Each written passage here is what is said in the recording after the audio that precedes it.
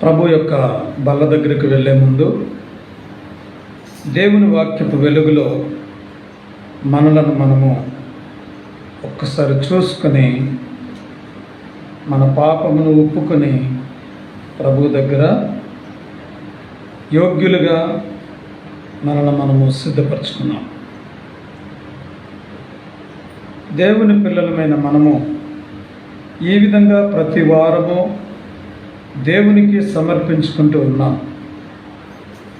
ఒక విషయాన్ని ఈరోజు నేను గుర్తు చేయాలని ఆశపడుతూ ఉన్నాను.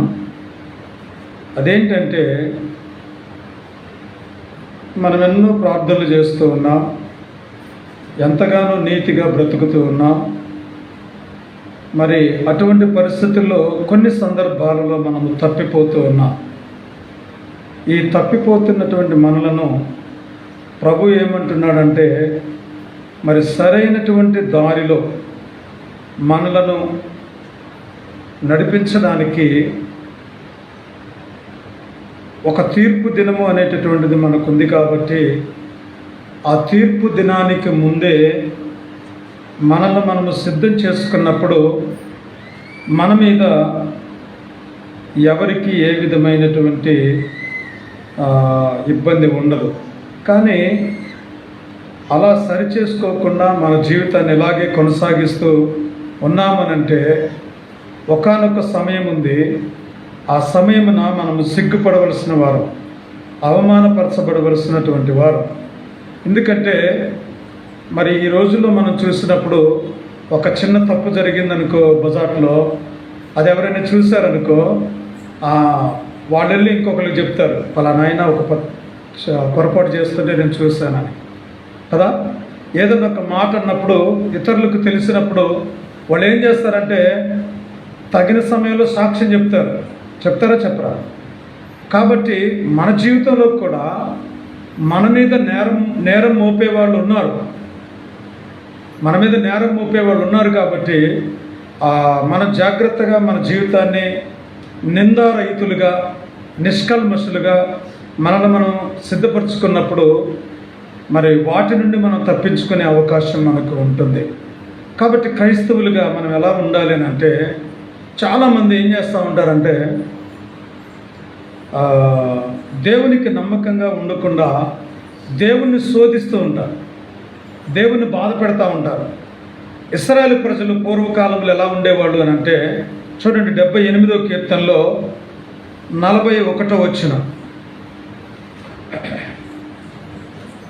కీర్తనలు 78.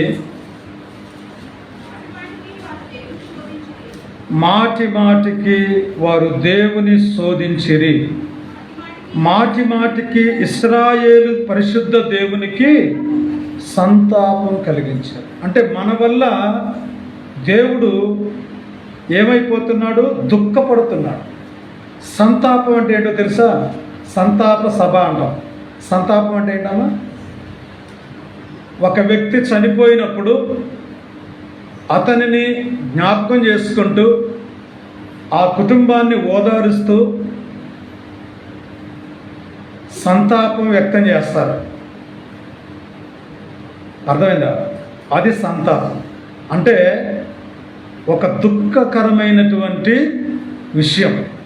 సంతాపము కలుగజేయటం అనేది చాలా మరి దేవునికి ఆ విధంగా కలుగజేస్తూ వచ్చారు. కాబట్టి అలా చేయకూడదు. మాటి మాటికి వారు దేవుని శోధించిరి. దేవుణ్ణి శోధించడం అంటే అర్థం ఏంటంటే, దేవుని మీద ఏమాత్రం కూడా నమ్మకం లేకపోవడం, తిరుగుబాటు చేయటం, అపనమ్మకత్వం ఇవి కలిగి ఉండడం వల్ల దేవుడు ఏమవుతున్నాడంటే శోధింపబడతా ఉన్నాడు. వీళ్ళెవరు అంటే దేవుణ్ణి శోధించిన వాళ్ళే.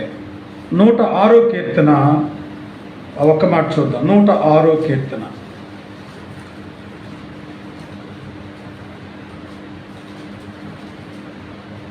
106వ కీర్తనలో మరి 14వ వచనం. 106:14 అమ్మా. అరణ్యములో వారు బహుగా ఆశించిరి, ఎడారిలో దేవుణ్ణి శోధించు. ఎడారి ప్రాంతంలో నడుస్తున్నప్పుడు అక్కడ దేవుణ్ణి వాళ్ళు ఏం చేశారు? శోధించారు. దేవుణ్ణి శోధించకూడదు. మానవుడు ఏం చేయకూడదు? దేవుణ్ణి శోధించకూడదు. దేవుణ్ణి శోధించడం అది చాలా ప్రమాదకరం. ఇంకొక అడుగు ముందుకేసి ఏం చేసేవాళ్ళు అంటే ముఖస్థుతి చేసేవాళ్ళు. ఫేస్ ప్రైజింగ్ అంటాం కదా. ముఖస్థుతి అంటే ఆ ముఖం ముందు ఆహా ఓహో అని చెప్పి వెనక మరలా తిట్టుకోవడం, వెనక తిట్టడం. ప్రైజ్ ది లార్డ్ బ్రదర్ అని చెప్పి ఒక్కసారి వెళ్ళి కౌగిలించుకొని నీ సంగతి నాకు అంతా తెలుసురా అని లోపల లోపల అనుకోవడం కదా. ఎంతో ప్రేమ ఉన్నట్టు కనబరుస్తారు. బయటికి వెళ్ళిన తర్వాత 10 మందికి చెప్తారు వీడి గురించి నాకు బాగా తెలుసు అని చెప్తే. అర్థమవుతుందా? కాబట్టి దేవుని యొక్క వాక్యములో మాటి మాటికి దేవుణ్ణి శోధించకూడదు. అలా శోధించడం వల్ల ఏమవుతుంది? దేవుని శోధించడం వల్ల ఏమవుతుంది? దేవుడు మనలను విడిచిపెడతాడు. దేవుడు మనల్ని విడిచిపెట్టి ఏం చేస్తాడంటే ఈ తిరుగుబాటుదారులు, ఈ లోబడని ప్రజలు, మాటి మాటికి ముఖస్థుతి చేసేవాళ్ళు, నా నిబంధనను గైకొనటువంటి వాళ్ళు, ఈ వీరి కొరకు నేను ఎందుకు ఇంత చేయాలి అని చెప్పి వాళ్ళు ఏం చేస్తారంటే పక్కకు త్రోసివేస్తారు. మరి పక్కకు త్రోసేసే ప్రజల్లో మనం ఉందామా? దేవుణ్ణి శోధించి అలా కాకుండా మాటి మాటికి దేవుణ్ణి ఘనపరిచేవారిగా మనం ఉండాలి. ఇంకొక గుంపు ఉంది, మాటి మాటికి ఏం చేస్తూ ఉంటారు తెలుసా? ఇది ఇంకా ఘోరమైన విషయం. చూద్దాం. సామెతలు 25:17.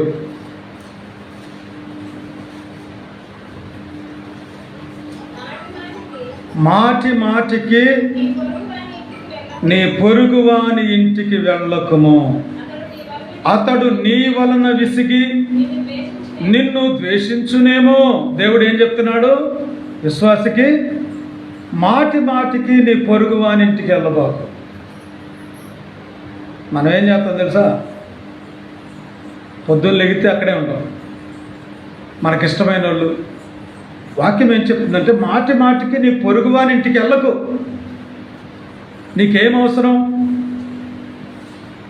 వాక్యం చెబుతుంది నీకు ఒక ఇల్లు ఉంది కదా, నీకే ఒకవేళ ఇల్లు లేదనుకో, అయ్యా ఇంట్లో ఉండలేకపోతానంటే మందిరానికి రా, ఎక్కడికొచ్చి ప్రార్థన చేసుకో, దేవుని సన్నిధిలో గడుపు, దేవునికి స్తుతులు చెల్లించు. ప్రభువా ఇదిగో నేను నీ మందిరానికి, ప్రభు చెప్తున్నాడు, నా యొద్దకు వచ్చువానిని నేనెంత మాత్రము త్రోసివేయను దేవుడు మనకున్నాడు. ఈ మధ్య ఒక ఇంటికి వెళ్ళాను నేను. ఒక ఇంటికి వెళ్తే వాళ్ళు ఏం చేసేవాళ్ళంటే సంఘంలో భోజనాలు పెట్టేవారు. ప్రతి వారం భోజనాలు పెట్టేవాళ్ళు. ఇక ఎవరైనా గెస్టులు వచ్చినప్పుడు, అంటే విశ్వాసులు ఉంటారు కదా, విశ్వాసులు వచ్చినప్పుడు కూడా వాళ్ళు ఏం చేసేవారంటే భోజన పరిచర్య చేసేవాళ్ళు. ఏది ఉంటే అది వీళ్ళతో పాటు వాళ్ళకు కూడా పెట్టేవాళ్ళు. వాళ్ళు ఏం చేసేవాళ్ళు? కరెక్ట్గా లంచ్ టైంకి వచ్చేవాళ్ళు. ఎప్పుడు? లంచ్ టైంలో వచ్చేవాళ్ళు. ఇక పొద్దున వచ్చిందంటే ఇక రాత్రి భోజనం చేసినాక కదలరనమాట. కదలకోకుండా నుండి ఇక నేను అడిగా, ఒకరోజు పోయా, ఎందుకు వాళ్ళతో అట్లా మాట్లాడుతున్నారంటే వాళ్ళు అన్నారు, అన్నా వీళ్ళు వచ్చారంటే కదలరన్నా, ఇక మళ్ళీ పెట్టిందాకా మళ్ళీ సాయంత్రం అన్నీ మళ్ళీ సౌకర్యాలు చేసేయాలి, అప్పుడు మెల్లగా ఇక పోయేస్తామని చెప్తారని అన్నాడు. మాటికి నీ పొరుగువానికి ఇంటికి వెళ్ళడం వల్ల విశ్వాసం వచ్చాడు, లేకపోతే మనం ఒక ఇంటికి వెళ్ళాము అనుకుంటున్నాం, మనం బాగానే ఉన్నాం, ఈయన బాగానే మా ఇంటికి వస్తున్నాడు అనుకుంటున్నాం. కానీ అలా వెళ్ళడం వల్ల నీ పొరుగువాడు నీ వలన విసిగి నిన్ను ద్వేషిస్తాడు. అప్పుడు నువ్వు ద్వేషించబడితే నువ్వు వాళ్ళ దగ్గర స్వేచ్ఛగా నువ్వు టీ తాగలేవు, స్వేచ్ఛగా భోజనం చేయలేవు, స్వేచ్ఛగా నువ్వు వాళ్ళతో మాట్లాడలేవు. అమ్మ వచ్చాడ్రా అన్న కదా. అలా ఉండకూడదు. వాక్యం ఏం చెప్తుందంటే, కొంతమంది దేనికి వెళ్తారు మాటి మాటికనంటే, ఇక ఊళ్ళో వాళ్ళ ముచ్చట్లు చెప్పడానికి. చూడండి, ఒక మాట చూద్దాం. లేవియాకాండం 19వ అధ్యాయము 16వ వచనం. లేవియాకాండము 97వ పేజీ. నీ ప్రజలలో కొండెములాడుచు ఇంటింటికి తిరగకూడదు. వాక్యం ఏం చెప్తుందమ్మా? ఆ మాట ఇక్కడ, ఈ మాట అక్కడ. ఓ ఊళ్ళో అది జరిగిందంట, వీడు దేశంలో మొత్తం రాజకీయం అంతా మనకే తెలిసినట్టు కదా. అందుకే వాక్యం ఏం చెప్తుందంటే, నీ ప్రజలలో కొండెములు ఆడుచు. కొండెములు అంటే చాడీలు అని అర్థం. బైబిల్లో కొండెము అని దానికి పెట్టారు. ఇంటింటికి తిరగకూడదు. ఇంటింటికి ఏం చేయకూడదంట? మరి అలా తిరిగేవాళ్ళు మన సంఘంలో ఎవరైనా ఉన్నారు? మనమే తిరుగుతున్నామా? జాగ్రత్త. నీవేంటో, నీ కుటుంబం ఏంటో, నీ పిల్లలేంటో, నీ భర్త ఏంటో, నీ ఉద్యోగం ఏంటో, నీ పని ఏంటో, నీ యొక్క పరిచర్య ఏంటో చూసుకో. కానీ ఇంటింటికి తిరగొద్దు. వాక్యం చెబుతుంది, ఇంటింటికి తిరగడం ప్రమాదకరం. అర్థమైందా? వాళ్ళు నన్ను బాగా ప్రేమిస్తున్నారు, బాగా నాకు అన్నీ చెబుతున్నారు, నేనంటే బాగా ఇష్టమని నువ్వు అనుకోవచ్చు. కానీ ఏదో ఒక టైంలో మనమంటే వాళ్ళకి ద్వేషం కలగవచ్చు. అర్థమవుతుందా? కాబట్టి ప్రభు చెబుతున్నాడు, నీ ప్రజలలో కొండెములాడచ్చు, ఇంటింటికి తిరగకూడదు. దీనికి ఇంగ్లీష్లో స్లెండర్ అంటారు. స్లెండర్ అంటే అదొక థండర్ లాంటిది. థండర్ అంటే తెలుసుగా, ఉరుములు ఉంటాయిగా ఆకాశంలో. ఉరుములు వచ్చినప్పుడు ఎంత భయం వేస్తుంది. మెరుపులు వచ్చినప్పుడు భయపడి ఇంట్లో దాక్కుంటాం కదా. ఇంట్లో దాక్కుంటే మాత్రం ఉరుమును తప్పించుకోగలమా? అది ఎక్కడ పడిద్దో మనకు తెలియదు. మనం ఒక చాటు చేసుకుంటాం అంతే, తలుపులు వేసుకొని లోపల ఉంటాం. కానీ అది ఎక్కడ పడుతుందో ఎవరికీ తెలియదు. ఈ స్లెండర్ అనేటటువంటి కొండెములు కూడా అలాంటివే. ఏదో ఒక టైంలో నువ్వు పలానా దగ్గర అన్నమాట కదా, నాకు ఆమె చెప్పిందనంటే, నేనేదో నా మంచి అక్క, నా మంచి చెల్లె అని చెప్పి నేను చెప్తే నువ్వెళ్ళి దీన్ని బయట పెట్టి రకరకాల రచ్చరచ్చ చేసి రచ్చబండ దగ్గరికి ఇచ్చి ప్రజలలో అవమానం పొంది ఈ విధంగా అవ్వడం వల్ల ప్రభు చెబుతున్నాడు, ఇంటింటికి ఏం చేయకూడదమ్మా?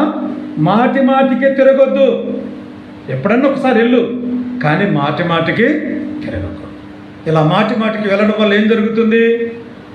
మాటి మాటికి వెళ్ళడం వల్ల వారు మన వలన విసిగిపోతారు. విసిగిపోయి వాళ్ళు అనుకుంటారు మనల్ని ద్వేషిస్తారు. ఇంటికాడ వండుకోరా, ఇంటికాడ టీ లేదా, ఇంటికాడ పాలు లేవా, పంచదార లేదా, ఇట్లా అనుకుంటారు అనమాట. మనం ఎక్కడికి వెళ్ళొద్దు. ఏదైనా ఒక సందర్భంలో వాళ్ళు మనల్ని పిలిచినప్పుడు, లేకపోతే అత్యవసరమైన పరిస్థితుల్లో మనం వెళ్ళి ఏదైనా ఒకటి వాళ్ళతో మాట్లాడి చెప్పి వచ్చేటటువంటి వారుగానే ఉండాలి. ఎలా టచ్ మీ నాట్ అన్నట్టు ఉండాలి. ప్రైజ్లాడంటే ప్రైజ్లాడాలి, బాగున్నారా అంటే బాగున్నారా. మీ కూరలు వాళ్ళకేసి, వాళ్ళ కూరలు మీరేసి, ఉన్ననాడేమో ఉప్పొంగి లేని నాడు నేను బాగానే వేసా కదా, ఇప్పుడు ఎందుకు వేయో నాకు అని అట్లాంటివి వచ్చేస్తాయి అన్నమాట. వీటి ద్వారా కూడా ఎక్కువ బాండింగ్ పెట్టుకోవద్దు. తగినంతగా మనం ఉండడానికి మనం నేర్చుకోవాలి. మొట్టమొదటిది ఏంటంట, మాటి మాటికి దేవుణ్ణి శోధించవద్దు. మాటి మాటికి మన పొరుగు వాళ్ళ ఇండ్లకు మనము వెళ్ళకూడదు. మూడోది చూద్దారండి. మూడోది దేవుడు ఏం చెప్తున్నాడంటే, మాటి మాటికి కొంతమంది ఈ చేసే పనుల వల్ల ఇతరులకు ఇబ్బంది కలుగుతూ ఉంది.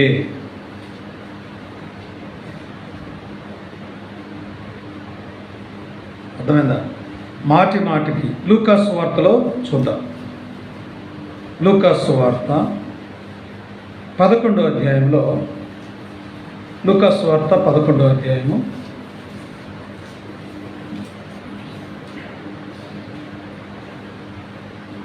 5 నుంచి చదువుదాం. మరియు ఆ వారితో ఇట్లనెను, మీలో ఎవరికైనాను ఒక స్నేహితుడుండగా అతడు అర్ధరాత్రి వేళ ఆ స్నేహితుని దగ్గరికి వచ్చి, నాకు 3 రొట్టెలు బదులిమ్ము, నా స్నేహితుడు ప్రయాణము చేయొచ్చు మార్గములో నా యొద్దకు వచ్చి ఉన్నాడు, అతనికి పెట్టుటకు నా యొద్ద ఏమీ లేదని అతనితో చెప్పిన యెడల అతను లోపలే ఉండి, నన్ను తొందర పెట్టవద్దు, తలుపు వేసి ఉంది, నా చిన్నపిల్లలు నాతో కూడా పండుకొని ఉన్నారు, నేను లేచి ఇయ్యలేనని చెప్పునా. అతడు తన స్నేహితుడైనందున లేచి ఇవ్వకపోయినను అతడు సిగ్గుమాలి మాటి మాటికి అడుగుట వలనైనా లేచి అతనికి కావలసినవన్నీ ఇచ్చునని మీతో చెప్పుచున్నాను. కాబట్టి ఇక్కడ ఏం చెప్తున్నాడంటే, మాటి మాటికి దేవునికి ప్రార్థన చేయడం ఎలాగా అనేటటువంటిది దేవుడు నేర్పిస్తున్నాడు. ఎలాగంటే, మీలో ఎవరికైనాను ఒక స్నేహితుడుండగా, అర్థమైందా? ఉదాహరణకి ఇదొక స్నేహితుడు అనుకుందాం, అర్థమైందా? తర్వాత ఇక్కడ ఒక స్నేహితుడు ఉన్నాడు, తర్వాత ఇక్కడ ఒక ఆయన ఉన్నాడు, ముగ్గురు ఉన్నారన్నమాట. ఈయన ఏం చేశాడంటే, ఈయనకు స్నేహితుడు, ఈయన దగ్గరికి ఈయన వచ్చాడు, వచ్చి అన్నాడు కదా, అర్ధరాత్రి పూట వచ్చాడు. అర్ధరాత్రి పూట వచ్చి ఈయన దగ్గరికి వచ్చాడు కాబట్టి ఈయన ఏం చేస్తున్నాడు, ఏంటి ఇంత అర్ధరాత్రి పూట ప్రయాణమై నా దగ్గరికి వచ్చావని అంటే, మార్గంలో మరి ఇలా ప్రయాణం అవుతున్నప్పుడు నువ్వు గుర్తొచ్చావు, అందుకే నీ దగ్గరికి వచ్చాను అన్నాడు. ఓహో అట్లొచ్చావా, అయితే కాళ్ళు కడుక్కో, స్నానం చేయి, నీకు అన్నీ ఏర్పాటు చేస్తానని చెప్పి ఈయన ఏం చేశాడంటే, ఇక్కడ ఉన్న ఆయన లోపలికి వెళ్ళాడు, గదిలోకి వెళ్ళి అన్నీ చూశాడు, వంట పాత్రలో మూతలు తీశాడు, ఆహారం ఏమీ లేదు, రొట్టెలు లేవు, ద్రాక్షారసం లేదు, ఏమీ లేదు, ఆహార పదార్థాలు పెట్టడానికి ఏమీ లేదు. ఈయన అలసిపోయి ఈయన దగ్గరికి వచ్చాడు. అప్పుడు ఈయన ఏం చేశాడంటే, ఈయన కాకుండా ఇంకొక స్నేహితుడు ఉన్నాడు, ఆయనే ఈయన. ఈయనేం చేశాడంటే, ఈయన బయలుదేరి ఈయన ఇంట్లో కూర్చోబెట్టి ఈయన దగ్గరికి వచ్చాడు. 3వ స్నేహితుని దగ్గరికి వచ్చి అన్నాడు కదా, నా స్నేహితుడు ప్రయాణం చేస్తూ మార్గంలో అలసిపోయి నా దగ్గరికి వచ్చాడు, కాబట్టి అర్ధరాత్రి అయిన వచ్చేసరికి అతనికి పెట్టడానికి నా దగ్గర ఏమీ లేదు, కాబట్టి దయచేసి మీరు ఏదైనా నా స్నేహితుని ఆకలి తీర్చడానికి నాకు 3 రొట్టెలు బదులు ఇవ్వండి అని అడిగాడు. 3 రొట్టెలు బదులు ఇవ్వమన్నప్పుడు ఈయన ఏ స్థితిలో ఉన్నాడు, 3వ మనిషి అని అంటే, తలుపు వేసి పిల్లలతో పడుకొని ఉన్నాడు. ఈయన వచ్చింది ఎప్పుడు, అర్ధరాత్రి పూట. 7:00కో 8:00కో 6:00కో వచ్చినట్లయితే ఆ మార్కెట్కి పోయి ఏదైనా ఒకటి కొనుక్కొచ్చి ఈయనకి పెట్టవచ్చు. కానీ ఈయన అర్ధరాత్రి పూట వచ్చాడు కాబట్టి కష్టమైపోయింది. ఆయన చెప్పాడు, మరి ఇతను అడుగుతూ ఉన్నాడు, ఎలాగైనా సరే తలుపుతి అని అడుగుతున్నాడు. స్నేహితుని పిలుస్తున్నాడు. తలుపుతి అంటే పిలిచే వ్యక్తి ఎవరు, స్నేహితుడు అంటే ఎట్లా ఉంటుంది పరిస్థితి, చాలా కష్టంలో ఆదుకునేటటువంటి వాడు కదా. యోహాను సువార్తలో మనం చూస్తాం కదా, తన స్నేహితుని కొరకు ప్రాణం పెట్టువానికంటే ఎక్కువ ప్రేమ గలవాడు ఎవడు లేడు అని చెప్పి. కాబట్టి 3వ స్నేహితుడి దగ్గరికి వచ్చినప్పుడు, ఆ 15వ అధ్యాయం యోహాను సువార్త, తన స్నేహితుని కొరకు ప్రాణం పెట్టువానికంటే ఎక్కువైన ప్రేమ గలవాడు ఎవడునూ లేడు. 13వ వచనం అది. కాబట్టి స్నేహితుడి కొరకు ప్రాణం పెట్టగలుగుతాడు కాబట్టి అతడు ఈ స్నేహితుడు ఏం చేస్తున్నాడంటే, మాటికి అడుగుతున్నాడంట, సిగ్గుమాలి అడుగుతున్నాడంట. సిగ్గుమాలి అడగడం అంటే, అతడు లేదన్నా, తలుపు వేసి ఉందన్నా, పిల్లలు డిస్టర్బెన్స్ అవుతుందన్నా ఇతడు వదలట్లా. అర్థమైందా? ఎందుకు అంత పట్టుదల అంటే, అంత ధైర్యంగా ఎందుకు అడగగలుగుతున్నాడు అంటే, తన స్నేహితుడు కాబట్టి. మన స్నేహితుడు కూడా అలాంటి వాడే. మన స్నేహితుడు ఎలాంటి వాడంటే, మనము మాటికి దేవుని దగ్గర ప్రార్థన చేయగలిగితే, ప్రతి క్షణం ప్రార్థన చేయగలిగితే, మన అవసరాలు తీర్చబడటమే కాకుండా మన దగ్గరకు వచ్చిన వాళ్ళకు కూడా సమృద్ధి అయిన రొట్టెలు మనం ఇవ్వగలిగేంత ఆహారము మన ప్రభు అయిన యేసుక్రీస్తు అనే 3వ స్నేహితుడి దగ్గర ఉన్నాయి. కాబట్టి ఆయన దగ్గర ఉన్న రొట్టె సజీవమైంది కాబట్టి ఆయన సమృద్ధిగా ఇవ్వగలడు. మాటి మాటికి అడుగుట వలన, మాటి మాటికి అడగటం అంటే అర్థం ఏంటంటే విసుకక అడగాలి దేవుణ్ణి. మాటి మాటికి అడగాల. మాటి మాటికి పొరుగువానింటికి వెళ్ళొద్దన్నాడు, దేవుణ్ణి శోధించొద్దన్నాడు, కానీ ప్రార్థన చేయొద్దని మాత్రం దేవుడు చెప్పలేదు. దేవుడు ఏమంటున్నాడంటే లూకా సువార్త 18వ అధ్యాయంలో చూడండి, 18వ అధ్యాయంలో విసుకక నిత్యము ప్రార్థన చేయుచుండవలెను. విసుకక ప్రార్థన చేయాలి, మెలకువతో ప్రార్థన చేయాలి, ఎడతెగక ప్రార్థన చేయాలా, నిత్యము ప్రార్థన చేయాలా, మాటి మాటికి ప్రార్థన చేయాలి. అవన్నీ చూపించడానికి సమయం లేదు. మూడో విషయం ఏంటంటే మనము మన దేవునికి ఎలా చేయాలి ప్రార్థన? మాటి మాటికి, మాటి మాటికి, మాటి మాటికి. ఏది కావాలన్నా అటు ఇటు పరిగెత్తకుండా దేవుని దగ్గర మోకరించడం నేర్చుకోవాలి. లేకపోతే అమ్మకు ఫోన్ చేసి, నాన్నకు ఫోన్ చేసి, తమ్ముడికి ఫోన్ చేసి, అన్నకు ఫోన్ చేసి, ఇదిగో నాకు ఇది లేదు, నువ్వు నాకు ఇస్తావా ఏమో అంటే, వాడు కూడా నీలాగనే ఉన్నాడుగా, బతుకుతున్నాడుగా, వాడు ఎక్కడ తెస్తాడు? మనం ఏం చేస్తామంటే, మన అమ్మ ఉందిగా, మన నాన్న ఉన్నాడుగా, మన అత్తగారు ఉన్నారుగా, మన చెల్లి ఉందిగా, మన బావగారు ఉన్నారుగా, ఇట్లా ఆలోచన చేస్తాం మన కష్టం వచ్చినప్పుడు. దేవుడు అదే చెబుతున్నాడు, మాటి మాటికి నీ పొరుగు వానింటికి వెళ్ళకు. నువ్వేం చేయాలంటే దేవుని దగ్గరికి రా.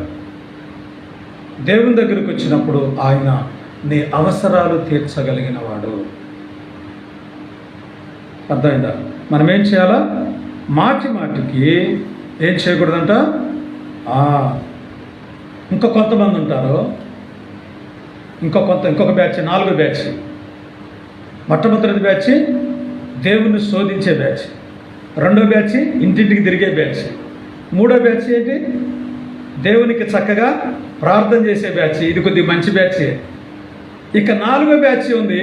బ్యాచ్ అంటే ఒక గ్రూపు, ఒక గుంపు. జరిగిన సంగతులు మాటి మాటికి ఎత్తటం. జరిగిపోయిన దాన్ని సామెతలు చదవండి, 5వ అధ్యాయం 27వ అధ్యాయం 9వ వచనం.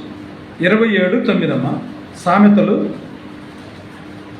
27:9 చదవండి.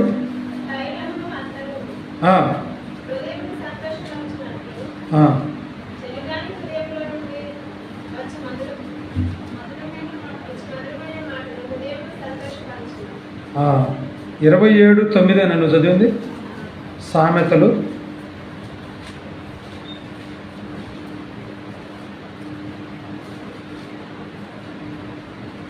27:17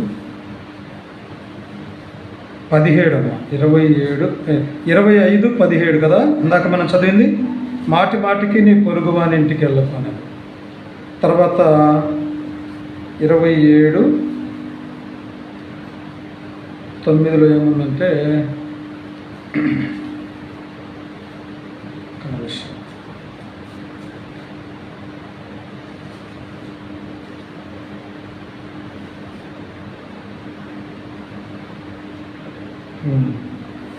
17:9 27:9 కాదు, నేనే రెఫరెన్స్ తప్పు చెప్పాను. 17:9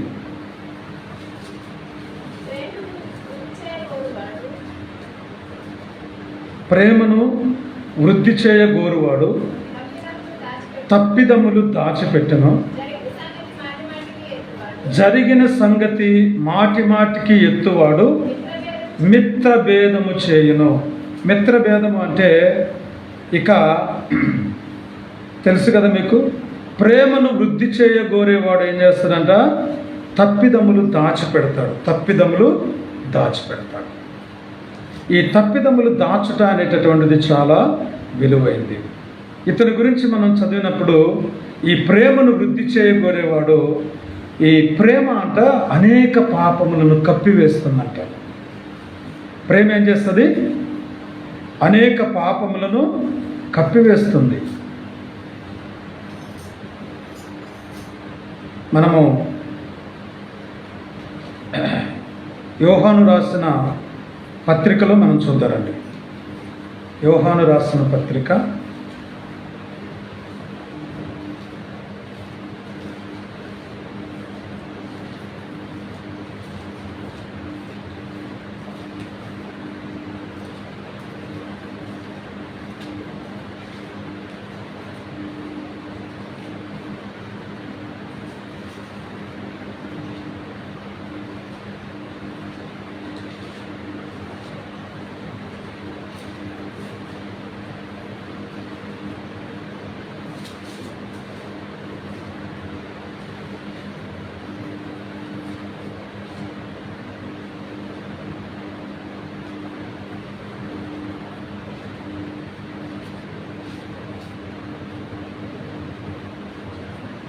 9 చేశారా? చూడండి, 9వ వచనం, మొదటి అధ్యాయం 9వ వచనం. మన పాపములను మనము ఒప్పుకొనిన ఎడల ఆయన నమ్మదగిన వాడును నీతిమంతుడును గనుక ఏం చేస్తారంట? ఆయన మన పాపములను క్షమించి సమస్త దుర్నీతి నుండి మనలను పవిత్రులుగా చేస్తాడు. పవిత్రులుగా చేసేవాడు మన దేవుడు. అయితే ఇక్కడ మరి ఈ ప్రేమ పేతురు రాసిన పత్రికలో చూద్దాం. మొదటి పత్రిక 4వ అధ్యాయము 8వ వచనం. ప్రేమ అనేకమైన పాపములను కప్పును.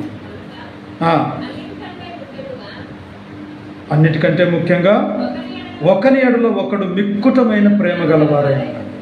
మరి జరిగిన సంగతి మాటి మాటికి ఎత్తేవాడు. జరిగిపోయింది, ఒకసారి గొడవైంది, మరలా దాన్ని ఏం చేస్తూ ఉంటారు? లేపుతూ ఉంటారు, గుర్తు చేస్తూ ఉంటారు. ఈ జరిగిన సంగతులు మాటి మాటికి ఎత్తకూడదు. జరిగిన సంగతులు మాటి మాటికి ఎత్తటం వల్ల ఇంకా మిత్రభేదం వచ్చేస్తుంది. శత్రువులు అయిపోతారు. ఓహో, అయితే వీడు నన్ను క్షమించలా, అయితే వీడు ఇంకా మర్చిపోలా, దాన్ని అట్లాగే పెట్టుకొని ఉన్నాడు అన్నమాట. జరిగిన సంగతి మాటి మాటికి ఎత్తద్దు. అయితే ప్రేమను మాత్రం వృద్ధి చేసే వాళ్ళు ఏం చేస్తూ ఉంటారంట? కప్పి పెడతారు, పాపాలను తప్పిదములను దాచిపెడతారు. ఇంకా కొంతమంది ఉంటారు, పరుల గుట్టు బయట పెట్టేవారు. పరుల గుట్టు బయట పెట్టేవాళ్ళు కొంతమంది ఉంటారు. వాళ్ళు చాలా ప్రమాదకరం. తెలుసుకుంటారు, మొత్తానికి ఏదో ఒక రకంగా తెలుసుకుంటారు మన గురించి, వెళతారు, అందరికీ చెప్తా ఉంటారు. వాళ్ళకి డ్యూటీ అదే, అదొక జాబు వాళ్ళకి. ప్రేమను వృద్ధి చేయాలని మనం ప్రయత్నం చేయాలి. పేతురు అంటున్నాడు, ఆ ప్రేమ అనేక పాపములు కప్పేస్తుంది. ప్రేమ ఎలాంటిదో తెలుసా? అగాధ జలాన్ని కూడా ఆర్పేస్తుంది. ప్రేమ మరణమంత బలవంతమైంది అంటాడు పరమగీతాల్లో. ఆ మాట మనం చూద్దారండి. పరమగీతము 8వ అధ్యాయం 6వ వచనం. ప్రేమ మరణమంత బలవంతమైనది. ప్రేమ ఎలాంటిదంట? మరణమంత బలవంతం. మరణం ఎంత బలవంతమైంది? ప్రపంచంలో అన్నిటికంటే బలమైనది మరణమే. దానికంటే బలమైంది ప్రపంచంలో ఏమీ లేదు, గుర్తుపెట్టుకోండి. ఎందుకంటే దాని ముందు ప్రతి మానవుడు తల వంచాల్సిందే. నేను చావను, నేను సజీవుడిగా ఈ లోకంలో ఉంటాను అని చెప్పినటువంటి వాళ్ళు, నువ్వు 100 సంవత్సరాలు బ్రతికినా 101వ సంవత్సరం చావాల్సిందే. నువ్వు 200 సంవత్సరాలు బతికినా 201వ సంవత్సరం చావాల్సిందే. ఆ మరణానికి ప్రతి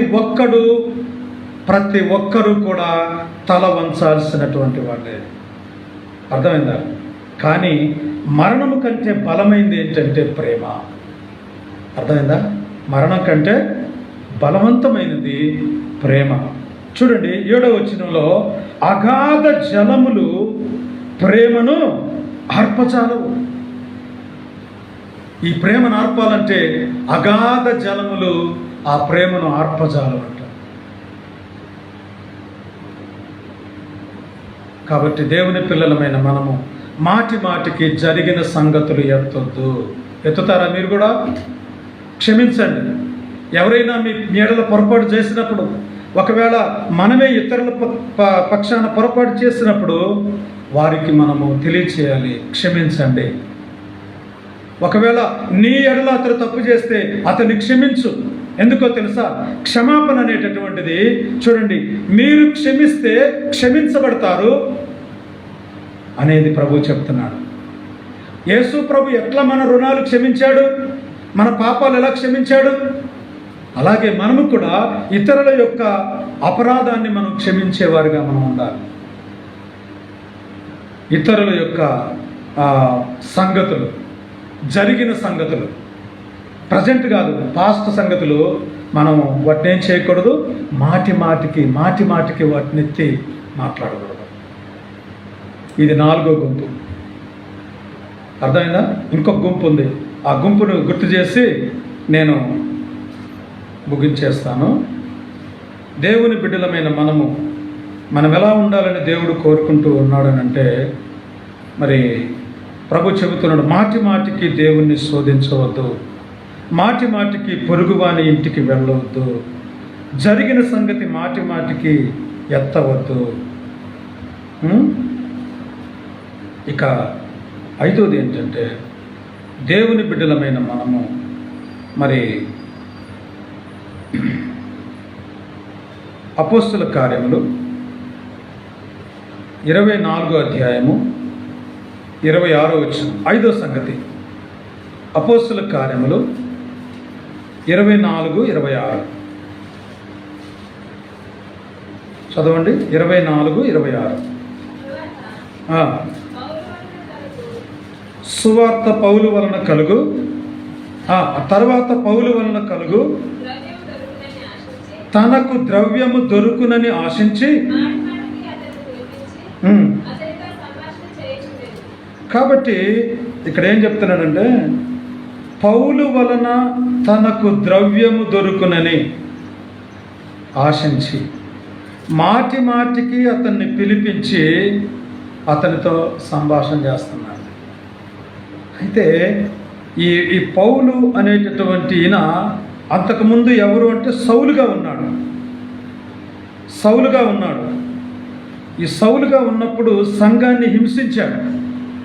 సంఘాన్ని హింసించినప్పుడు అంటే ఇతరులను మరి చాలా ఇబ్బంది పెట్టాడు, నాశనం చేశాడు. అయితే యేసు ప్రభు అతని కన్నులు తెరిచిన తర్వాత అతడు క్రీస్తును గ్రహించాడు. నేను చంపింది దేవుని పిల్లల్నా? సంఘంలో ఎట్లా ప్రార్థన చేసుకుంటా ఉంటే వచ్చి వాళ్ళందరినీ కూడా కత్తి చేత చంపడం, బయటికి ఇచ్చి చంపేయడం, ఇలాగా సంఘాలను బాగా హింసించాడు. ఎప్పుడైతే దమస్కు మార్గములో కన్నులు తెరవబడ్డాయో అప్పుడు అని అడిగాడు, ప్రభువా నీవెవరు అనంటే, నీవెవరని నన్ను అడుగుతున్నావా? నీవు హింసిస్తున్న నజరేయుడని యేసును. చూడండి, ప్రభువుని హింసించలే, ఆయన సంఘాన్ని హింసించాడు.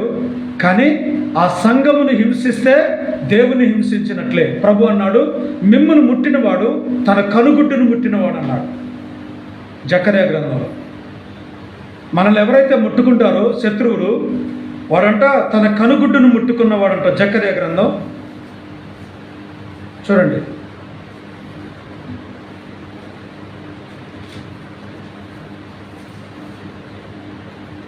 రెండో అధ్యాయం